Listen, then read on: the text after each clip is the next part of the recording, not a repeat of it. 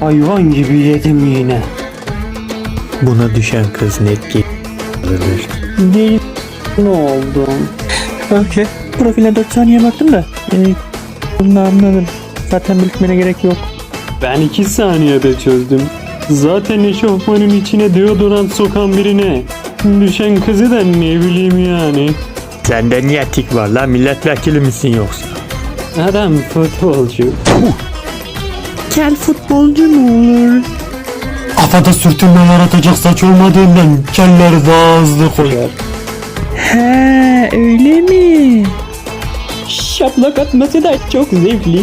Senin yakınına konacağım. Sana bir tokat. Burnun